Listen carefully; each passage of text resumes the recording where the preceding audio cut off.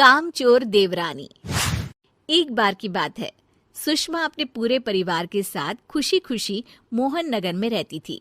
उसकी 2 बहुएं थी, पल्लवी और शिवानी। एक दिन दोनों बहुएं रसोई में काम कर रही होती है कि तभी उनकी सास सुषमा उन्हें बुलाती है। अरे बहू, जरा इधर तो आना। शिवानी, जरा जाकर देखना सासू माँ क्या कह रही हैं। दीदी आप ही देख लो ना जाकर, आपको भी तो सुनाई दे रहा है। अरे मैं आटा गूंद रही हूँ ना, तुम चली जाओ। हाँ तो मैं भी तो सब्जी काट रही हूँ ना दीदी। अरे बहू जल्दी आओ। ओह, ये तो जाएगी नहीं। मैं ही जाकर देखती हूँ कि क्या करना है। पल्लवी सुषमा के कमरे में जाती है। जी मम्मी जी, क्या हुआ? शाम को घर पर कुछ मेहमान आने वाले हैं, तो तुम अच्छा सा खाना बना लेना बहू। ठीक है मम्मी जी, आप बता दीजिए क्या क्या बनाना है और कितने लोग आ रहे हैं।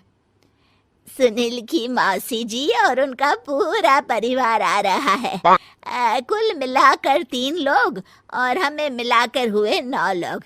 तो अभी से ही तैयारी करना शुरू कर दो। और हाँ, घर की सफाई भी कर देना, हाँ अच्छे से।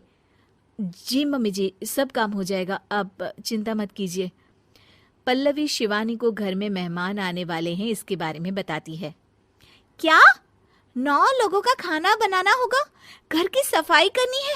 बाप रे, सासू माँ ने तो हमें घर की नौकरानी ही समझ कर रखा है। ऐसा नहीं बोलते शिवानी, हम इस घर की बहू हैं और घर के काम करना हमारा फर्ज है। दीदी तो है ही सासू माँ की चमची, जब देखो सासू माँ सासू माँ।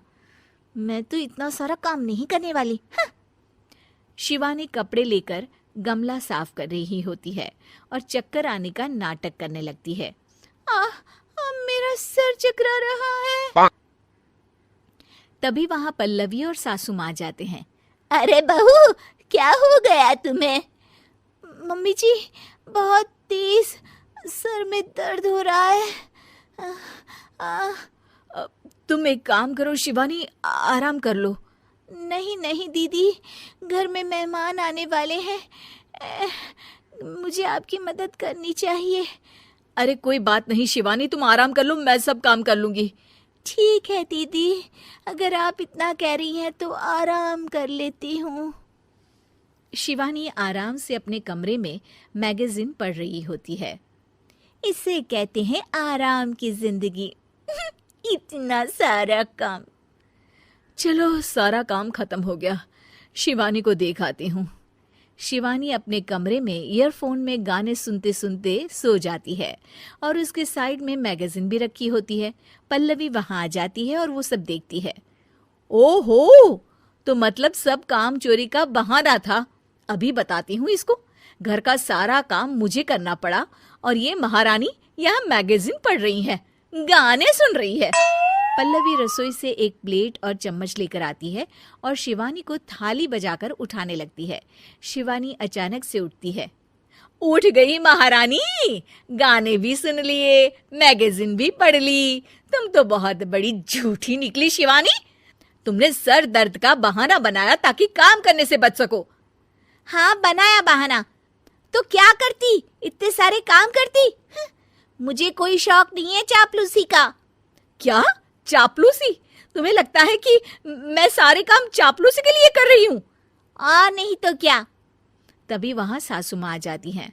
अरे बहू, वो लोग बस आने ही वाले हैं, तुम तैयारियां कर लो।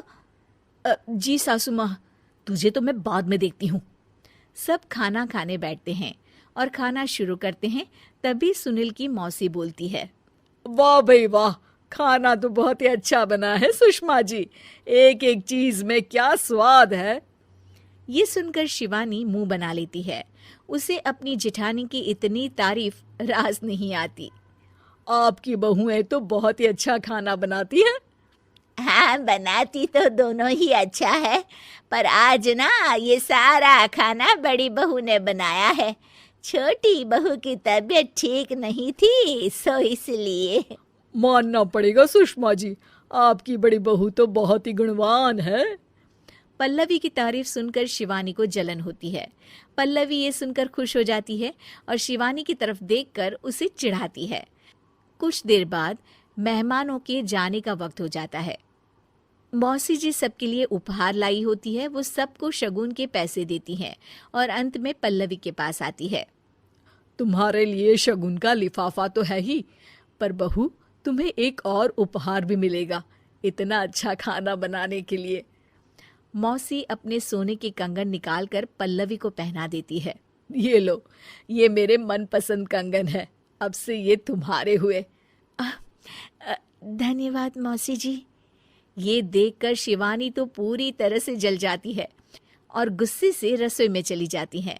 तभी वहां पल्लवी आ जाती है और उसे अपने कंगन दिखाने लगती है। देवरानी जी, अब आपका सर दर्द ठीक तो है ना? मुझे लगता है कि अब सर दर्द शुरू हो गया होगा आपका।